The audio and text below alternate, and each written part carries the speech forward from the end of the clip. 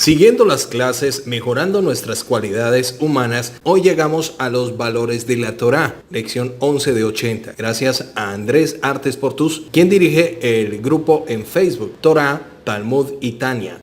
Una inminente autoridad en materia de autoestima afirma que el placer y el goce son profundas necesidades psicológicas, esenciales para la autoestima, y completa esta declaración agregando que los valores de una persona determinan lo que busca como placer. Además, distingue entre el deseo de placer de una persona emocional y psicológicamente sana que ejerce el control sobre su existencia, y el de otra, el neurótico, cuyo deseo de placer es una huida de la realidad. Yo creo que esto es bastante compatible con un enfoque de la Torá. Los valores de las personas determinan definitivamente lo que es placentero y gozoso para ellas. Sin embargo, para quienes abrazan una vida de Torá, los valores deben ser los de la ley. Pero, ¿qué son los valores de la Torá? Muchos de estos están contenidos explícitamente en las Sagradas Escrituras y el Shulchan Aruch. La justicia es aquella que la Torá interpreta como tal. Lo mismo ocurre con la compasión de las ideas de justicia y compasión que no son de la Torá y han desempeñado un papel importante en la decadencia moral tan predominante en la civilización moderna. Hay una lista completa de valores de la Torá en Pirkei Avot 4 y 1, y muchos de estos difieren notablemente de los valores predominantes. Por ejemplo, hay una lista completa de valores de Torá en Pirkei Avot 4 y 1, y muchos de estos difieren notablemente de los valores predominantes. Por ejemplo, la fortaleza es el dominio de las tentaciones de una persona, y no la posesión de poder para dominar a los demás. La sabiduría es la predisposición a aprender de otros, antes que la suma de conocimientos que uno ha adquirido. La riqueza es la capacidad de estar satisfecho con lo que uno tiene y no la acumulación de bienes. Honrar es respetar y admirar a los demás y no ser el receptor de aclamaciones. Las personas que tienen una autoimagen desvalorizada pueden hacer unos intentos desesperados para sentirse meritorias en sus esfuerzos por lograrlo. Las personas que tienen una autoimagen desvalorizada pueden hacer unos intentos desesperados para sentirse meritorias. En sus esfuerzos por lograrlo, pueden aferrarse a mecanismos y maniobras que parecen resultarles efectivos. Lejos de ayudar a alcanzar a este propósito, esos métodos resultan generalmente autofrustrantes y a menudo producen depresión en lugar de elevar la autoestima.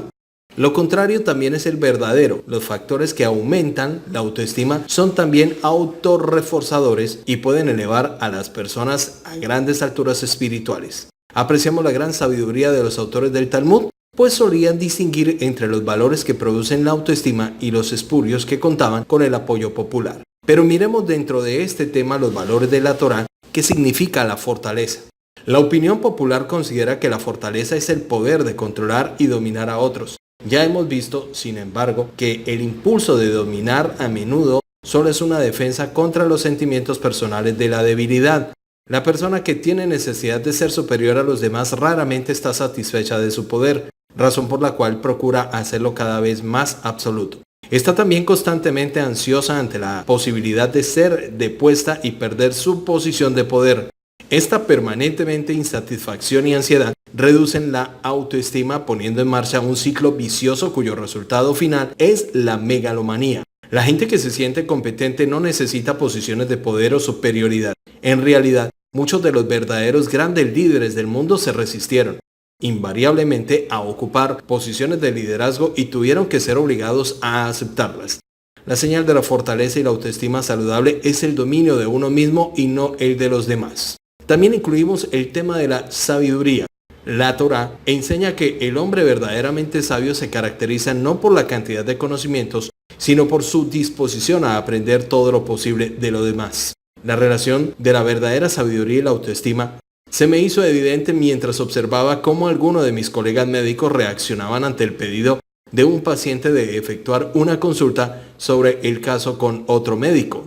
Los médicos que tienen una buena autoestima se sienten seguros, no tienen reparo alguno en solicitar una consulta. Ellos saben que su habilidad como médico no les convierte en dioses y que otro médico puede saber algo que ellos ignoran o descubrir un aspecto del caso que ellos no habían detectado. Están deseosos de aprender para su propio progreso y también en beneficio del paciente.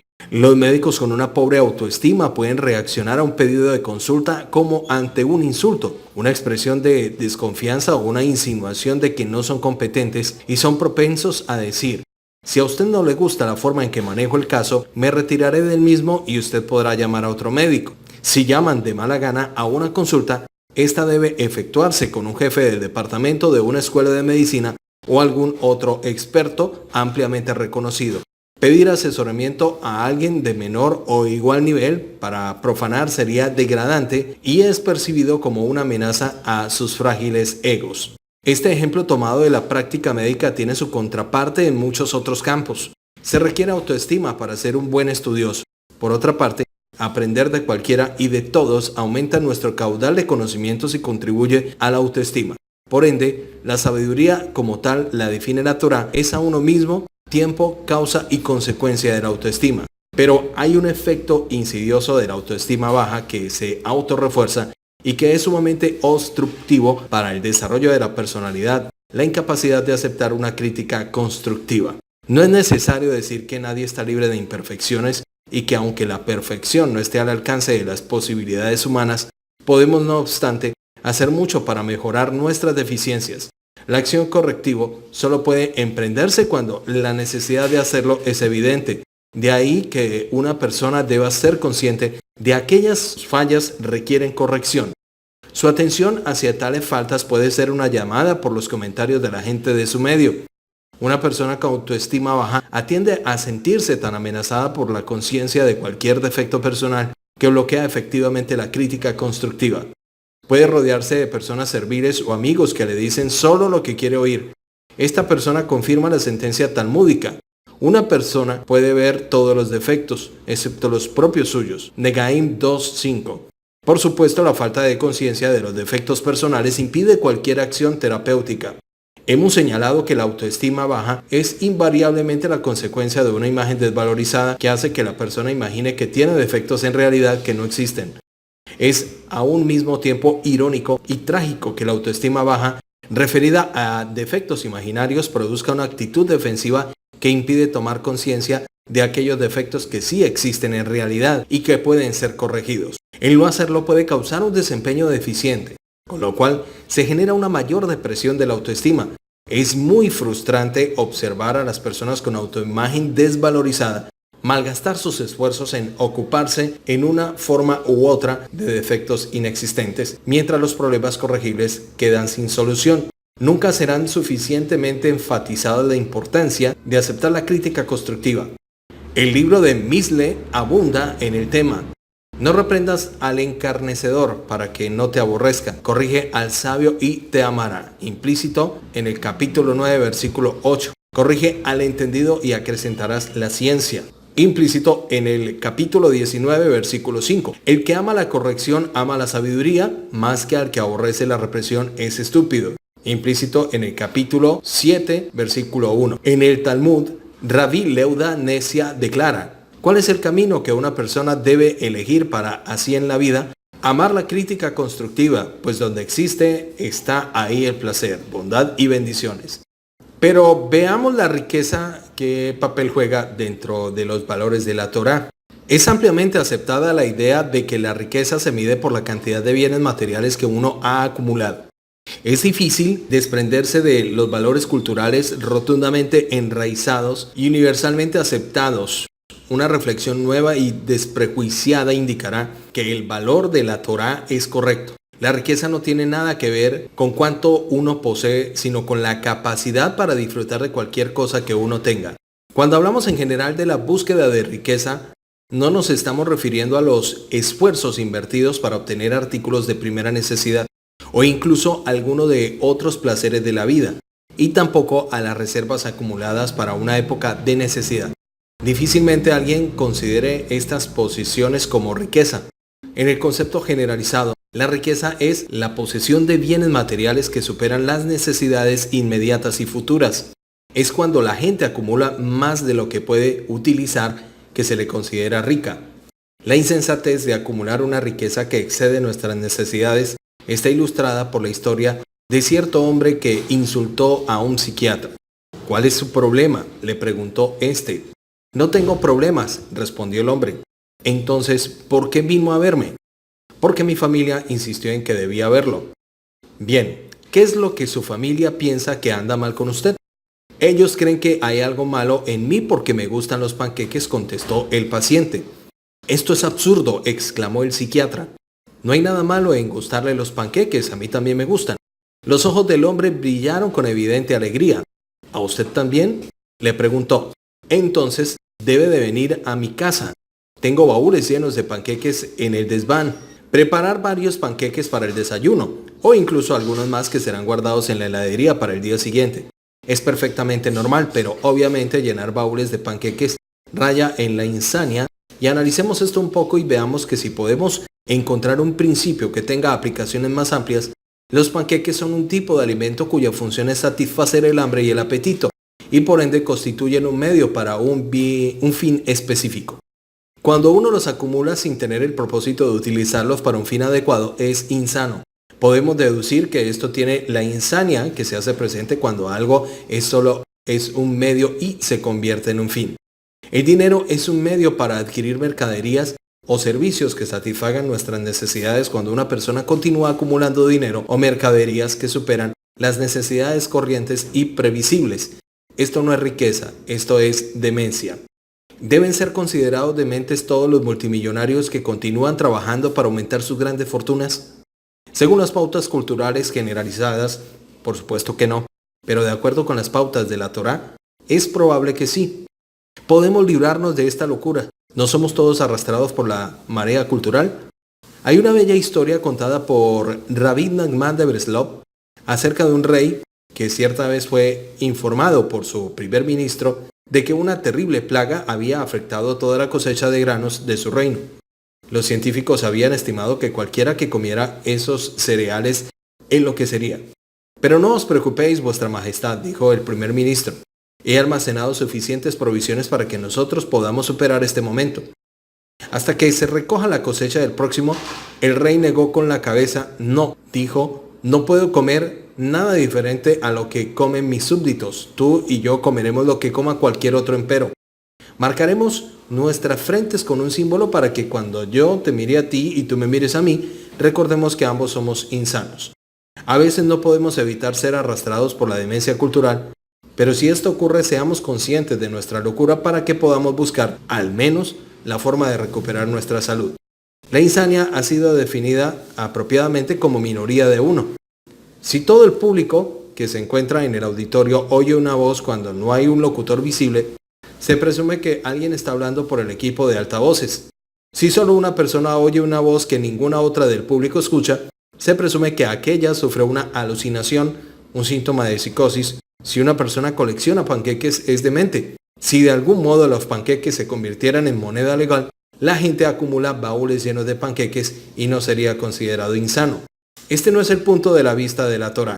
Los valores de la Torá no están sujetos a la opinión de la mayoría, sino que son absolutos, universales y eternos. El valor secular predominante que se concede a la acumulación de bienes físicos más allá de lo posible o del posible uso puede ocasionar que una persona con baja autoestima intente elevar su estatus amasando una fortuna. La acumulación de riquezas para compensar una autoimagen desvalorizada tan inútil como cualquier otro mecanismo destinado a compensar las deficiencias fantasioso. Más aún, la acumulación de riquezas conduce a menudo a la ansiedad por los bienes físicos que pueden perderse, en tanto cualquier pérdida de bienes siempre es desagradable.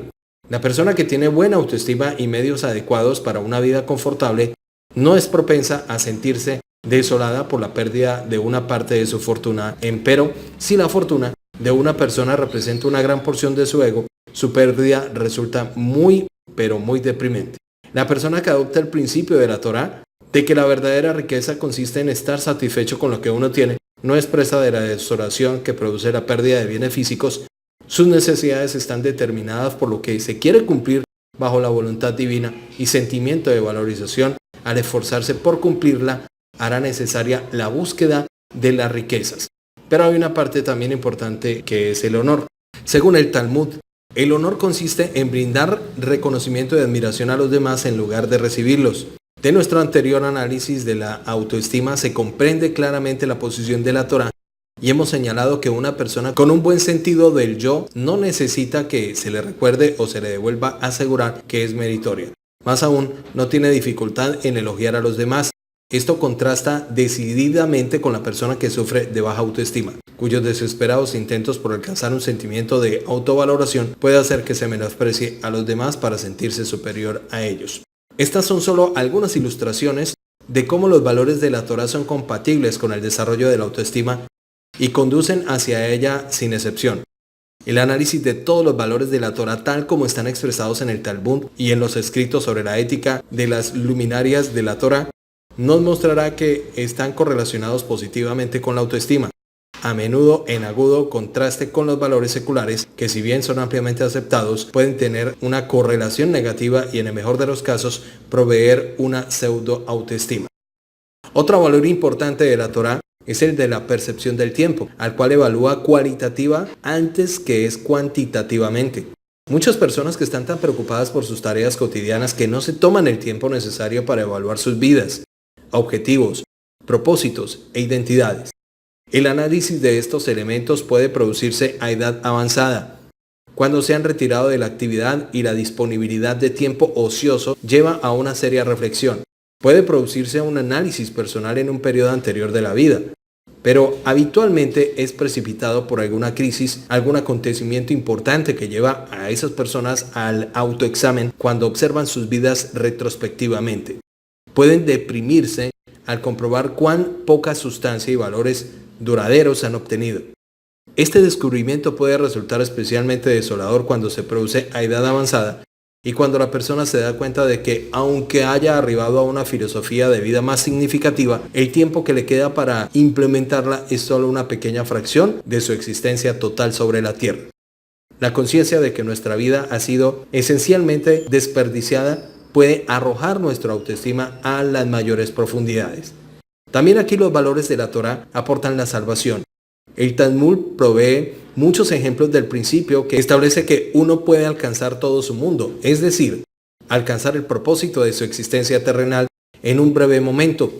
La redención de nuestras vidas enteras se puede lograr incluso en los últimos momentos.